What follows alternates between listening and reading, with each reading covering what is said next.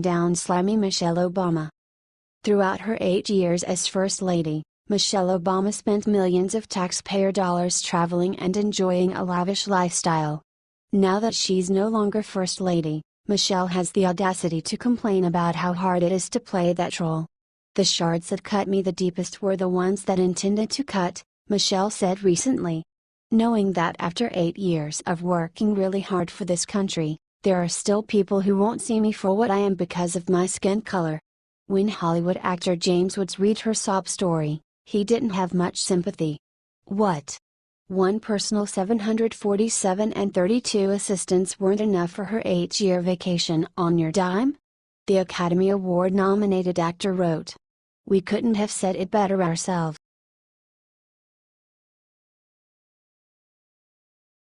Obama's secret war room to destroy Trump discovered 2 miles away from WH.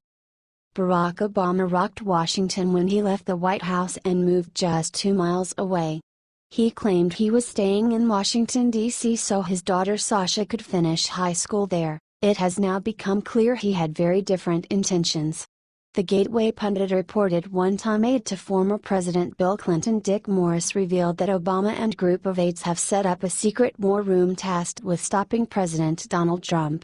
The war room reportedly holds 2 conference calls daily to go over media talking points, with a focus on health care. These calls are held at 8:30 and 9:45, and Kathleen Sebelius, former Health and Human Services head, and Andrew Slavitt, former head of the Centers for Medicare and Medicaid Services, are both active in the secret group. This isn't the first time details about this war room have leaked. 2 months ago, it was revealed that former Obama aide Valerie Jarrett moved in with the former First Family to take down the current administration. What do you think about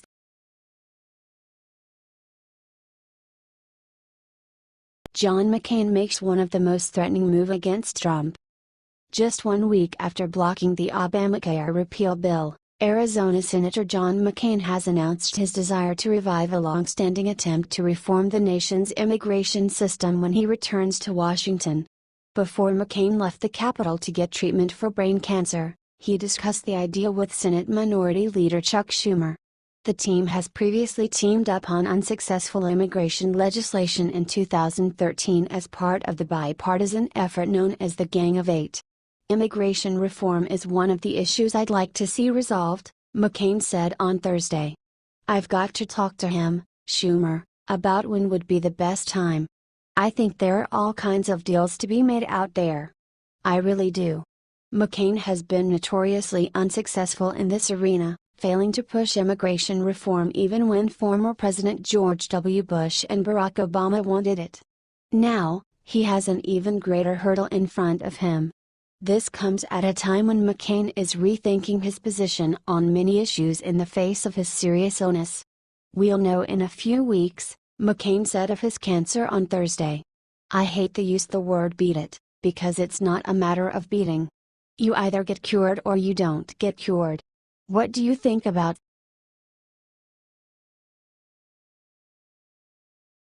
Michelle Obama reappears to make announcement. On Friday, Michelle Obama took to social media to wish her husband a happy 56th birthday. "Another year older, but the same phenomenal guy I married nearly 25 years ago," Michelle wrote. "Happy birthday, Barack Obama, we love you so much." The post comes shortly after a former Obama staffer came forward with claims that Michelle has a lust for power like nobody else. The aide said Michelle actually ran the show in the White House. But the true person in charge of the White House was the First Lady Michelle Obama, said former Obama staffer Lisa Mastromenico. "She's the boss." She also said Michelle had an appetite for vengeance and was known to hold a grudge. "If he was mad at you for any reason, you'd be like, okay. If she was mad at you. If you thought for some reason she might be, you were, like, I'm in so much trouble," Mastromenico recounted. What do you think about this?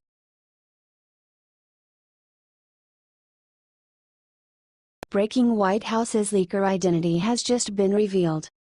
Ever since President Donald Trump took office, the White House has been plagued by a series of leaks.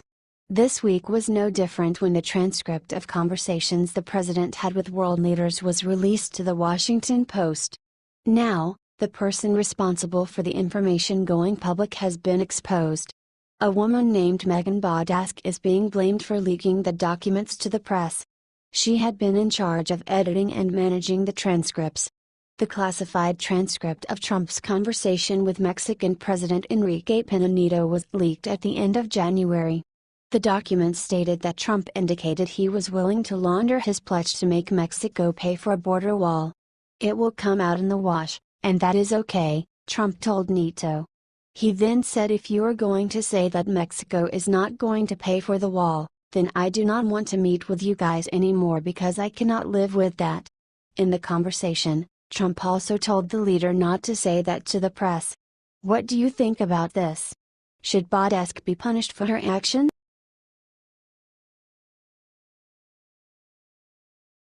John McCain has just been hit with a tragic announcement. Arizona Senator John McCain successfully betrayed the Republican Party last month when he opposed the Obamacare repeal bill. On Tuesday, Senator Ron Johnson, RW, hinted towards the idea that McCain could not think logically due to his brain cancer. Democrats most likely influenced his decision because he was in their presence before the vote.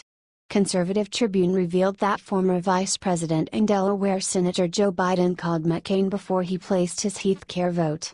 Fueling the fire, in the 2000 presidential election, McCain received a call from Democrat Joe Lieberman, Al Gore's Connecticut moderate running mate.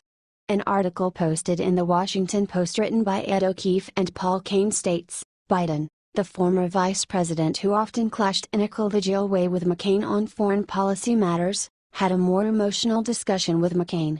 The Arizonan's brain cancer is the same diagnosis that Biden's son, Beau, received in 2013. He died 2 years later.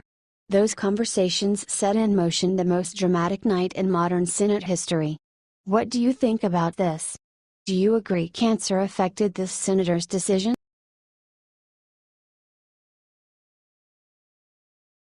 Jeff Sessions receives that letter signed by all Republican members of the Judiciary Committee. As reported by Fox News, Republicans led by House Judiciary Committee Chairman Bob Goodlatte, RVA, admitted that there are still many lingering questions from last year's election and it is important that they not be allowed to die on the vine, especially amid the Russia probe uproar.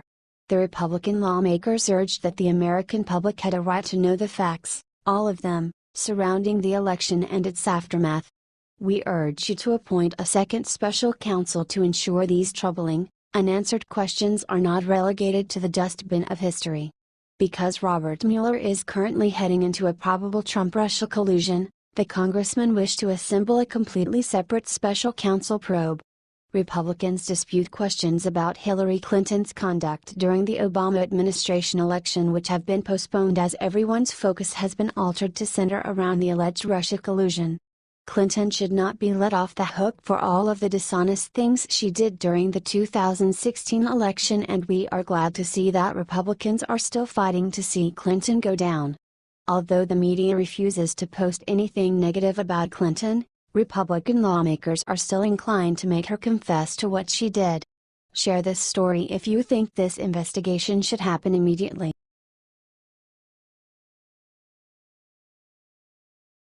Breaking: another mysterious body found. Everything points to the Clintons. The Clinton body count list is filled with an eerie number of people associated with the Clintons who have passed away due to mysterious circumstances, and the list appears to be growing longer. The Gateway pundit revealed that Jimel Moore, a 26-year-old gay sex worker, was found dead on July 27 in the West Hollywood home of Ed Buck, a political activist and a faithful Clinton donor. Moore's mother believes something far more menacing has taken place, although the autopsy reports have simply listed her son's death as a meth overdose. She divulged that Buck bought her son a plane ticket and then flew him out to the California residence, but she believes that something evil happened after Jimel landed. Latisha Nixon stated, "I called one of my son's friends and was like, 'Who the hell is Edward Buck?' And my son's friend was like, 'Oh my God, that white guy, that wealthy politician guy.' He was like, 'Oh my God.' Nixon had recently learned that her son was engaging in sex work. The friend then shared that both him and Moore had Buck as a client. Nixon stated, "When he calmed down, he told me that Ed Buck was one of my son's clients and that Ed Buck was one of his clients as well. Buck would have my son to go out to Santa Monica Boulevard looking for young gay black guys so he could inject them with drugs, see their reaction and how they would react and take pictures of them." Although police have found no drug paraphernalia at Buck's home, LaTosha Nixon is insistent that the Clinton donor is fixated on getting young black men high. What do you think about this? Who is to